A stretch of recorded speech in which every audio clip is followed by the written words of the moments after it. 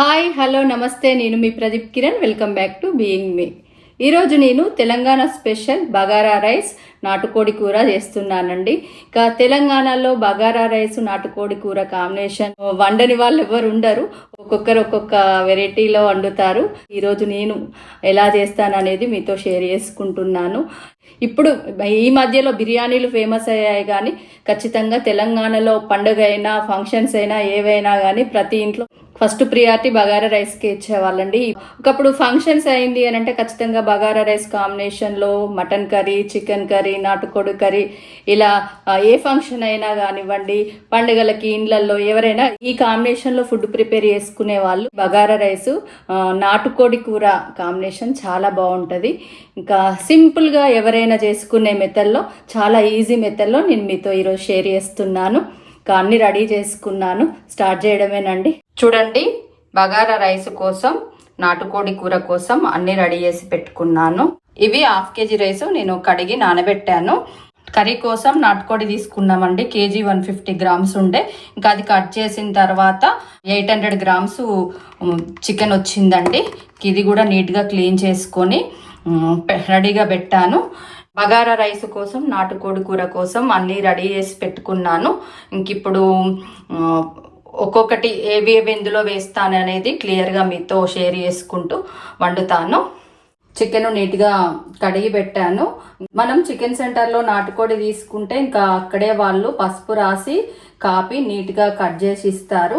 నేను అలాగే KG 150 grams ఉన్న కోడి తీసుకొని కట్ చేయించుకోరమ్మంటే చేపించుకొచ్చారండి.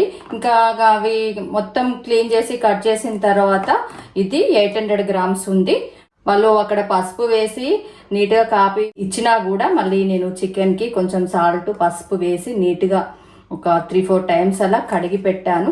నాటుకోడి అంటే కొంచెం బోన్సే ఉంటుందండి. బైలర్ చికెన్ లాగా ఉండదు.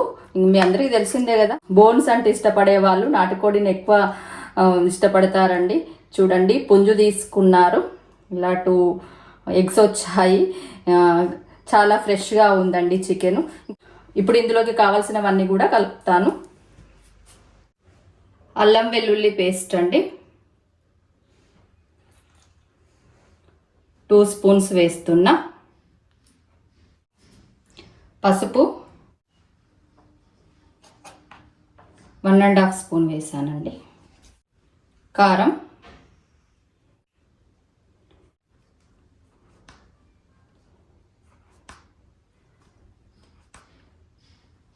6 స్పూన్స్ వేసానండి.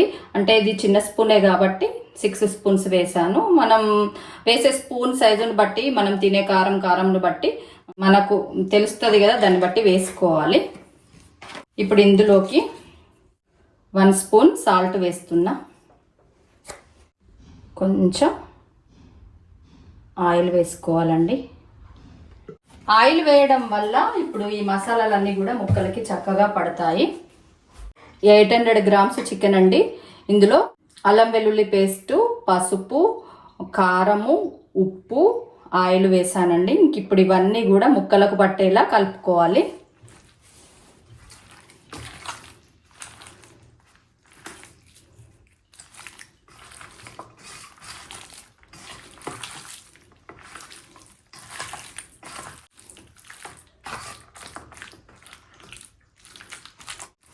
చూడండి, ఇప్పుడు నేను వేసినవన్నీ కూడా చికెన్కి మొత్తం పట్టేలా కలిపాను.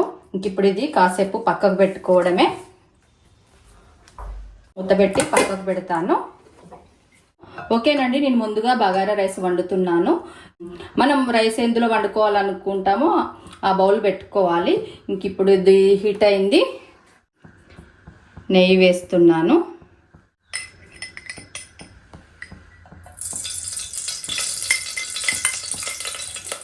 బగారా రైస్లో నెయ్యి వేస్తే చాలా బాగుంటుందండి. అంటే నేను ఎక్కువ 80% నెయ్యే వేస్తాను, ఒక 20% ఆయిల్ వేస్తాను. చూడండి, నెయ్యి వేసాను. ఒక హాఫ్ కప్పు జీడిపప్పు తీసుకున్నాను. ఇవి 2 టైమ్స్ అలా కడిగి వాటర్ లేకుండా కాస్త ఆరానిచ్చాను.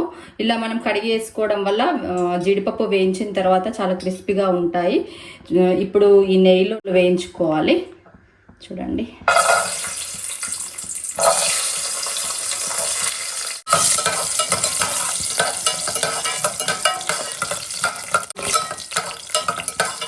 నేను స్వీట్స్ వేసినా ఏవి వేసినా కానీ నేను ఖచ్చితంగా ఫస్ట్ జీడిపప్పు కడిగి కొంచెం ఆరబెట్టిన తర్వాత నేతిలో వేపుతానండి. ఇలా మీరు ఒకసారి ట్రై చేసి చూడండి. మంచి కలర్ వచ్చేంత వరకు జీడిపప్పులు వేయించుకోవాలండి. ఇవి బఠానీలు ఇందాక మీకు చూపించలేదు. ఎండు బఠానీలు గ్రీన్ కలర్వి నేను నైట్ నానబెట్టాను. చక్కగా నానాయి.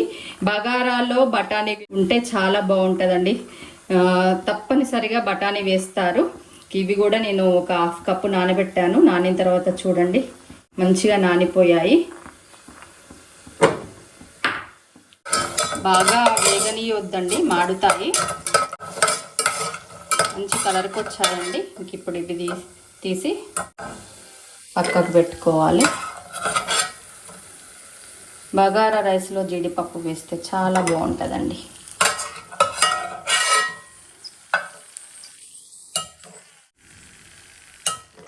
చూడండి, బాగా మాడనివ్వద్దు. ఇలా కలర్ వచ్చేంత వరకు జీడిపప్పులు వేయింపుకొని పక్కకు పెట్టుకోవాలి. ఈ నెయ్యిలోకి కొంచెం ఆయిల్ యాడ్ చేస్తాను. బగారా రైస్ ఎప్పుడైనా కానీ నెయ్యితో చేస్తేనే చాలా బాగుంటుందండి టేస్ట్. మొత్తం ఆయిల్ వేసి చేసి కొంచెం నెయ్యి వేస్తే బాగుండదు. నెయ్యి వేసి కొంచెం ఆయిల్ వేసి చేస్తే చాలా బాగుంటుంది. నేను ఈరోజు హాఫ్ కేజీ బగారా రైస్ చేసేది కాబట్టి ఏవేవి ఎంత వేస్తానో చూపిస్తాను. చూడండి, లవంగాలు 10-11 ఉంటాయి. దాల్చిన చెక్క 4 పీసెస్ వేస్తున్నాను. స్టార్ ఫ్లవర్ అండి హాఫ్ వేస్తున్నాను. ఎక్కువ వేస్తే చేదొస్తుందండి. రైస్ క్వాంటిటీని చూసుకొని వేసుకోవాలి. 1 మరాఠీ మొగ్గ, కొన్ని మిరియాలు,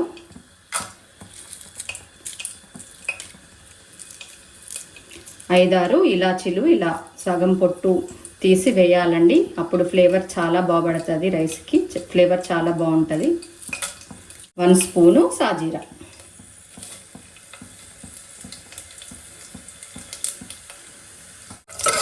ఇవన్నీ చక్కగా వేగనివ్వాలండి. నేను వేసిన మసాలాలు వేగాయి. ఇప్పుడు ఇందులోకి బఠానీ వేస్తున్నాను.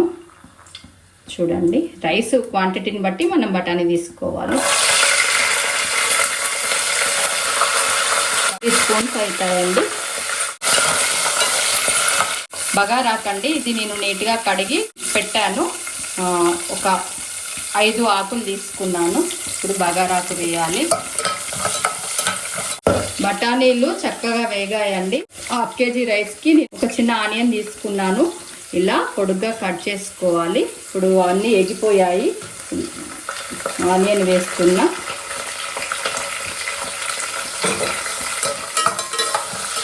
ఆనియన్ కాస్త వేగిన తర్వాత ఒక మీడియం సైజు క్యారెట్ అండి ఇది కట్ చేశాను.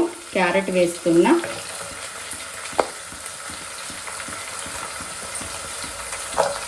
పచ్చిమిర్చి వేస్తున్నా. ఒక 4 పచ్చిమిర్చి వేస్తున్నానండి. పచ్చిమిర్చి ఇలా 2 ముక్కలుగా చీల్చి వేసుకోవాలి. వేసిన మసాలాలు ఆనియన్స్, పచ్చిమిర్చి, క్యారెట్ అన్నీ కాస్త వేగిన తర్వాత ఇందులోకి పుదీనా వేసుకోవాలండి.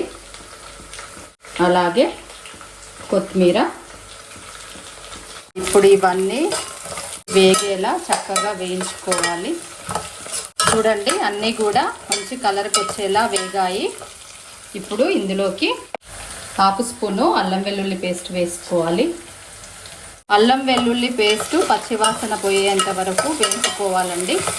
అల్లం వెల్లుల్లి పేస్ట్ చక్కగా వేగిందండి. ఇప్పుడు ఇందులోకి రైస్కు కావాల్సినంత సాల్ట్ వేసుకోవాలి. హాఫ్ కేజీ రైస్ కాబట్టి నేను 1 స్పూను సాల్ట్ వేస్తున్నా. అలాగే 1/2 స్పూను పచ్చి ధనియాల పౌడర్ వేస్తున్నా. 1/2 స్పూను గరం మసాలా వేస్తున్నానండి.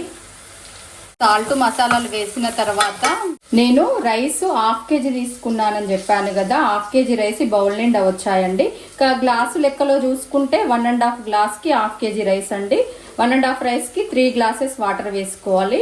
నేను ఇలా బౌల్లో తీసుకున్నాను కాబట్టి ఇప్పుడు ఈ బౌల్తో ఒక బౌల్ రైస్ కాబట్టి నేను 2 బౌల్స్ వాటర్ వేస్తాను. చూడండి 2 బౌల్స్ వాటర్ వేసుకోవాలి. చూడండి ఇవన్నీ చక్కగా బాయిల్డ్ అయ్యి వాటర్ పొంగెచ్చేంత వరకు మనం మూత పెట్టుకొని ఉడకనివ్వాలి. కర్రీ కోసం కడాయి పెట్టాను. కర్రీకి కావాల్సినంత ఆయిల్ వేస్తున్నానండి. నాన్ వెజ్లో ఆయిల్ కొంచెం ఎక్కువనే ఉండాలండి. ఇంకా మీకు చెప్పాను కదా నేను గానుగ నూనె వాడతానని, పల్లి నూనె వేసాను. ఆయిల్ హీట్ అయింది. ఇందులోకి ఇప్పుడు నేను కర్రీకి కావాల్సిన మసాలాలు వేస్తున్నాను. లవంగాలు, మిరియాలు. బగారా రైస్లో కూడా స్పైసెస్ వేస్తాం కాబట్టి దానికి దీనికి కరెక్ట్గా సెట్ అయ్యేటట్టుగా చూసుకొని మసాలాలు వేసుకోవాలండి. లేదంటే ఘాట్ అవుతుంది, స్పైసీగా ఉంటుంది. చూడండి మిరియాలు కూడా వేస్తున్నా. దాల్చిన చెక్క, ఇలాచి. నేను వేసిన మసాలాలన్నీ వేగాయండి. ఇప్పుడు ఇందులోకి కట్ చేసి పెట్టుకున్న ఆనియన్స్ వేసుకోవాలి. మీడియం సైజ్ ఆనియన్ ఒకటి వేస్తున్నానండి. ఎక్కువైనా కూడా కూర తీయగా ఉంటుంది, కరెక్ట్గా చూసి వేసుకోవాలి.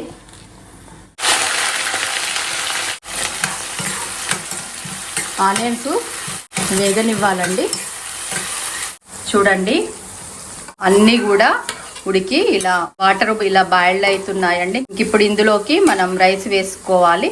కడిగి నానబెట్టుకున్న రైస్ అండి. ఇప్పుడు ఇందులో ఈ వాటర్ తీసేస్తాను.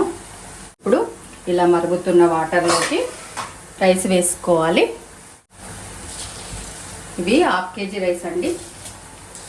చక్కగా నానాయి 1.5 hour అవుతుందండి నేను రైస్ నానబెట్టి. ఇంకొకటి ఏంటంటే బగారా రైస్కి మామూలుగా మనము రెగ్యులర్గా ఇంట్లో వాడుతుంటాం కదా, విజయ మసూర కానివ్వండి, ఇంకా మనం తినే రైస్ ఏవైనా కానివ్వండి, పాతవి వేసుకుంటే రైస్ మంచిగా అవుతుంది. బాస్మతి రైస్తో చేసేదానికన్నా ఇలా మనం రెగ్యులర్గా ఇంట్లో వండుకునే రైస్తో చేసుకుంటేనే బాగుంటుందండి. చూడండి రైస్ వేసాను కదా, ఇలా ఒకసారి కలుపుకొని ఇంకా చక్కగా రైస్ ఉడకనివ్వాలి. ఇప్పుడు మూత పెట్టుకోవాలి. ఉల్లిపాయలు చక్కగా వేగిపోయాయి. ఇప్పుడు ఇందులోకి మెంతి వేస్తున్నా. పులుసు కూరల్లో వేస్తారు కదా, ఏంటి మీరు చికెన్లో మెంతి వేస్తున్నారు అనుకోకండి. చికెన్ అయినా మటన్ అయినా కానీ మనం మెంతి పోపులో వేసి చక్కగా వేగనిస్తే ఆ ఫ్లేవర్ చాలా బాగుంటుందండి. ఓన్లీ పులుసు కూరల్లో అని కాకుండా ఇలా నాన్ వెజ్లో కూడా మెంతి వేస్తే బాగుంటుంది. కానీ మనం ఆనియన్స్ వేగేటప్పుడే మంచిగా పచ్చి వాసన లేకుండా మెంతిని వేయింపుకోవాలి.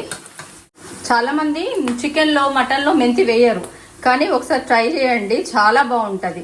అంటే వేగనివ్వాలి. మనం వేసిన మెంతి చక్కగా ఆయిల్లో ఫ్రై అయితే ఆ ఫ్లేవర్ చికెన్ మటన్ కాంబినేషన్లో కూడా చాలా బాగుంటుంది. ఎప్పుడైనా కానీ ఉల్లిపాయలు వేగేదాన్ని బట్టే కర్రీ టేస్ట్ ఉంటుందండి. మనం ఉల్లిపాయలు వేసేసి అవి వేగక ముందే నాన్ వెజ్ వేస్తే పచ్చి పచ్చి వాసన వస్తుంది. చిన్న చిన్న టిప్స్ పాటించుకుంటూ వంట చేస్తే చాలా సింపుల్గా, చాలా ఈజీగా మనం చాలా టేస్టీగా వంటలు చేసుకోవచ్చండి. ఆయిల్లో మెంతి చక్కగా వేగిందండి. ఇప్పుడు ఇందులోకి కర్రీకి కావాల్సినంత కొత్తిమీర వేస్తున్నానండి.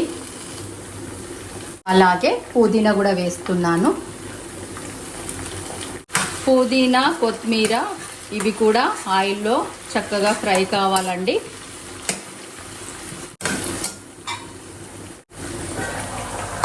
చూడండి రైస్ ఉడుకుతుంది.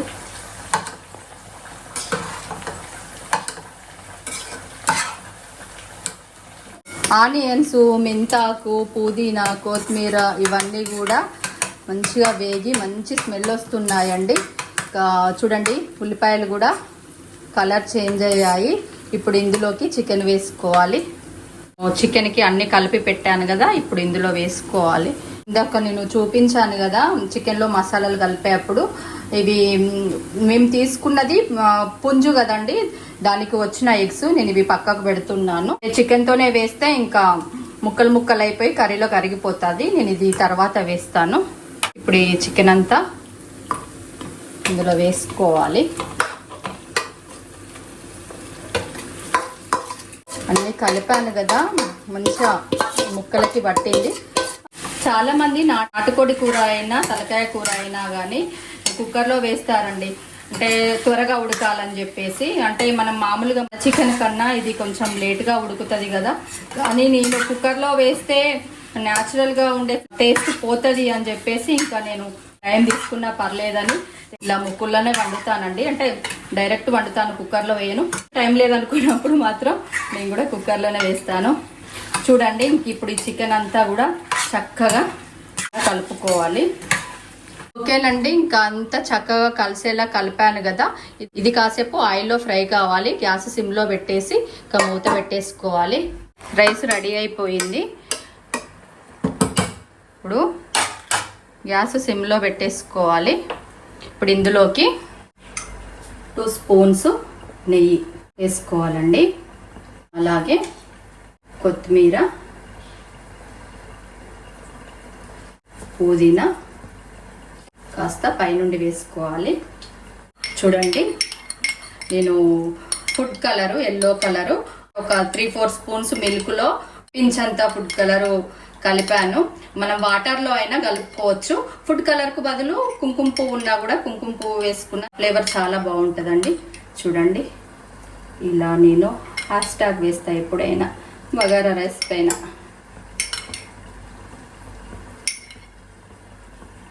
ఫుడ్ కలర్ వేసాను కదా, ఇంకా ఇప్పుడు సిమ్లోనే ఉంచాలండి గ్యాస్. ఇప్పుడు ఇంకా మూత పెట్టేసి సిమ్లో ఉడకనివ్వాలి. చూడండి, ఇంకా నేను ఈ రైస్ బౌల్ చిన్న స్టవ్ మీదకి షిఫ్ట్ చేశాను. ఇప్పుడు దీనిపైకి కర్రీ షిఫ్ట్ చేస్తాను. ఇంకా రైస్ సిమ్లో చక్కగా కుక్ అవుతుందండి. ఇప్పుడు ఇందులోకి వేయించుకున్న జీడిపప్పు వేసుకోవాలండి. చూడండి, ఇలా పైనుండి జీడిపప్పు వేసుకోవాలి, మంచి టేస్ట్ ఉంటుంది. మనము పోపులో బఠానీ వేసినట్టుగా అలాగే వేసి ఉంచితే జీడిపప్పు మెత్తగా అయ్యి ఆ ఫ్లేవరే చేంజ్ అవుతుందండి. మంచి ఫ్లేవర్ రావాలంటే మనం కలర్ అన్నీ వేసిన తర్వాత ఇంకా ఫైనల్గా రైసు సిమ్లో అవుతుంది అనక ఇలా పైకి వెళ్ళి జీడిపప్పు వేసుకోవాలి. మళ్ళీ 1/2 స్పూను నెయ్యి పైనుండి. ఎక్కువ నెయ్యి వేస్తున్నా అనుకోకండి, 1/2 kg క్వాంటిటీకి ఎంత నెయ్యి అవసరమో అంతే వేస్తున్నా. ఆయిల్ ఎక్కువ వేసి నెయ్యి కొంచెం వేసుకొని బగారా రైస్ చేస్తారు, కానీ ఇలా మాత్రం చాలా బాగుంటుందండి. ఎప్పటికీ తినాం కదా, ఎప్పుడో ఒకసారి. ఆయిల్ కంటే నెయ్యి హెల్త్కి మంచిది అంటున్నారు. ఓకేనండి, ఇంక ఇప్పుడు ఇది అయిపోయినట్టే. సిమ్లో రైస్ చక్కగా ఉడకనిస్తే ఇంకా బగారా రైస్ రెడీ అయినట్టేనండి. అలా మూత పెట్టుకొని సిమ్లో ఉడకనివ్వాలి. గ్యాస్ సిమ్లో పెట్టేసి మూత పెట్టేసుకొని చక్కగా ఫ్రై కానిస్తాను. మనము కర్రీ వేయడంతో ఇది సరిగా ఫ్రై కాకుండా వాటర్ వేసామనుకోండి, కూర కొంచెం స్మెల్ వస్తుంది, నీచు స్మెల్ వస్తుంది. ఇది ఆయిల్లో ఫ్రై అయిన తర్వాత కర్రీకి కావాల్సినంత వాటర్ వేసుకోవాలి. ఇంకా కాసేపు ఫ్రై కానిద్దాం. బగారా రైస్కి కావాల్సినవన్నీ ఏమేమి వేస్తున్నానో చూపిస్తూ చక్కగా సింపుల్గా బగారా రైస్ అయితే ప్రిపేర్ చేశానండి. రైస్ రెడీ అయిపోయింది, ఒక స్టవ్ ఆఫ్ చేయడమే. చూడండి, రైస్ చక్కగా ఉడికిపోయింది, మెత్తగా కాలేదు, విడివిడిగా మంచిగా అయింది. అంటే వాటర్ కరెక్ట్ క్వాంటిటీ చూసి వేసుకున్నాం కాబట్టి రైస్ మెత్తగా కాకుండా ఇలా పొడి పొడిగా చక్కగా కుక్ అయిందండి. చూసారు కదండి బగారా రైస్ ఎంత సింపుల్గా వండానో. ఇంతేనండి, ఇంకా మంచి టేస్ట్ ఉంటుంది. బగారా రైస్ అయితే రెడీ అయిపోయింది. ఇలా పక్కకు పెట్టడమే. చూడండి, ఆయిల్ పైకి వస్తుంది. కర్రీ మొత్తం కూడా చక్కగా ఆయిల్లో ఫ్రై అయిందండి. ఇది ఒకసారి మొత్తం కలుపుకొని ఇప్పుడు ఇందులోకి కర్రీకి కావాల్సినంత వాటర్ వేసుకోవాలి. వాటర్ వేస్తున్నాను. కర్రీకి కావాల్సినంత వాటర్ వేసుకోవాలండి. నాటుకోడి కాబట్టి కొంచెం వాటర్ ఎక్కువనే పడతాయి. ఇంకా మొత్తం ఉడకాలి కదా. కుక్కర్లో వేస్తే ఒక 7-8 విజిల్లకి ఉడుకుతుంది, కానీ ఇంకా నాకు గిన్నెలో వండుకున్న టేస్ట్ రాదనిపిస్తుంది. గిన్నెలో వండుకున్న టేస్ట్కి కుక్కర్లో వండుకున్న టేస్ట్కి చాలా తేడా ఉంటుంది. కాకపోతే కాస్త టైం ఎక్కువ తీసుకుంటుంది. ఇప్పుడు మనం కర్రీకి కావాల్సినన్ని వాటర్ వేసాను కదా, ఇంకా మళ్ళీ మూత పెట్టేస్తున్నాను. చక్కగా ఉడకనివ్వాలి. చూడండి కర్రీ చక్కగా ఉడుకుతుంది.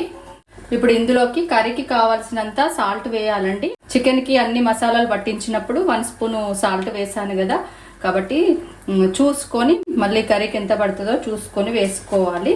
నేను 1 స్పూన్ వేసాను కదండి.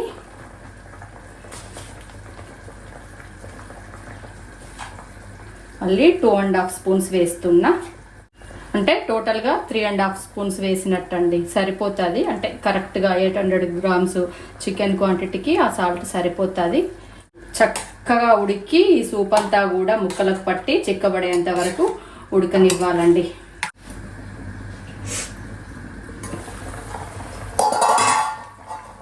కర్రీ 70% ఉడికిన తర్వాత నేను ఇందాక పక్కకు పెట్టాను కదా, ఇప్పుడు ఇవి కర్రీలో వేసుకోవాలి.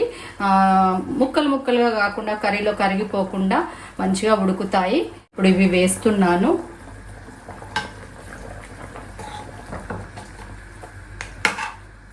ఫైవ్ మినిట్స్లో ఈ సూప్ అంతా కూడా చిక్కబడుతుంది.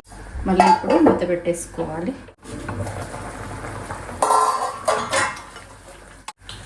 గ్రేవ్ అంతా ఆల్మోస్ట్ ఇంకా చిక్కబడిపోయినట్టే.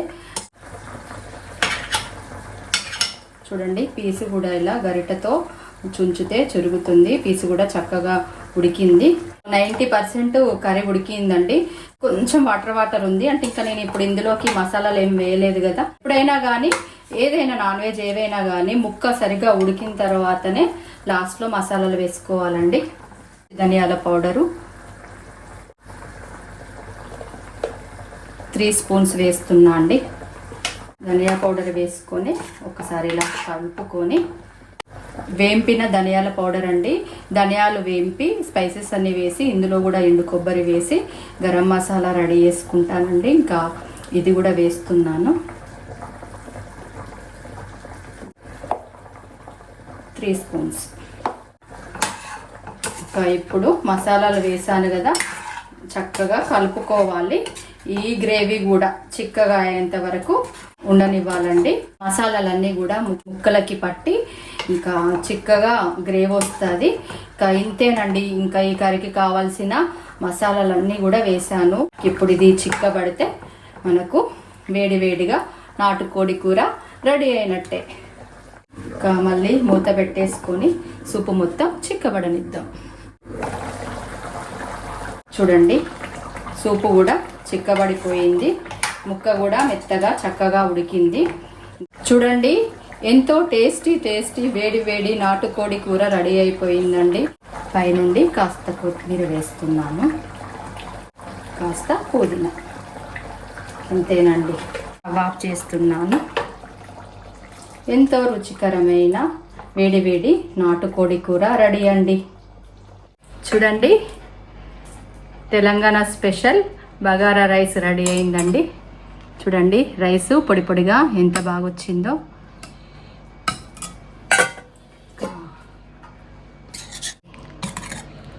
నాటుకోడి కూర ఇప్పుడు టేస్ట్ ఎలా ఉందో చూద్దాం. వేడి వేడిగా ఉంటున్నాయండి. వంట కావడంతో ఇంకా తింటున్నాం కదా, వేడి వేడిగా ఉంటున్నాయి. చూడండి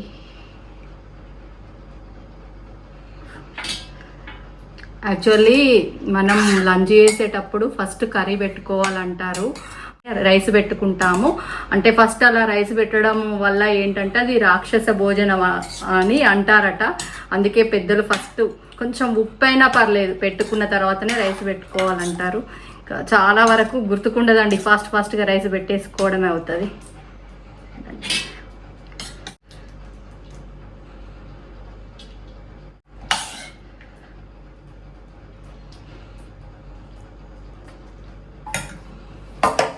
ఇప్పుడు రైస్ పెట్టుకోవాలి. బగారా రైస్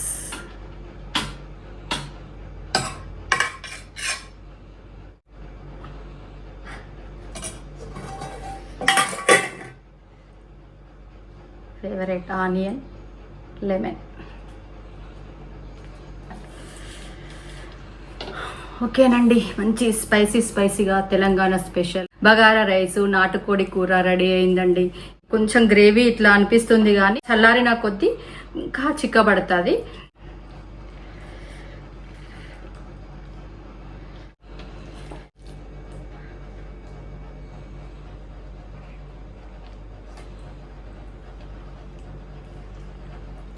బాగుందండి. ఉప్పు, కారం, మసాలాలు కరెక్ట్గా సరిపోయాయండి. ఇంకా మళ్ళీ ఏం వేయలేదు. కరెక్ట్గా నేను మీకు ఏవైతే వీడియోలో చూపించానో అంతే క్వాంటిటీ కరెక్ట్గా సరిపోయాయి. చాలా బాగుంది. స్పైసీగా లేదు, చప్పగా లేదు, కరెక్ట్గా ఉంది.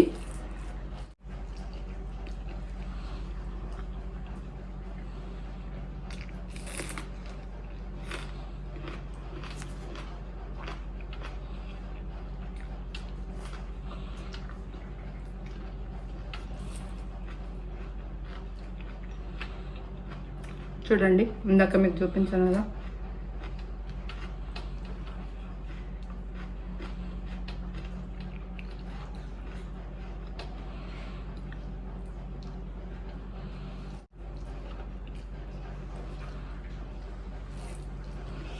చాలా బాగుందండి. ముక్క కూడా చూడండి ఇలా చుంచడంతో చునుగుతుంది. కుక్కర్లో వేయకున్నా కూడా ఎంత చక్కగా ఉడికిందో.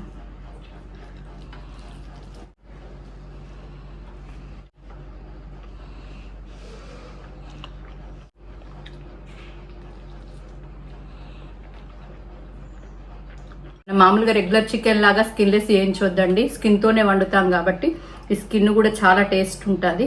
చూడండి, లెగ్ పీస్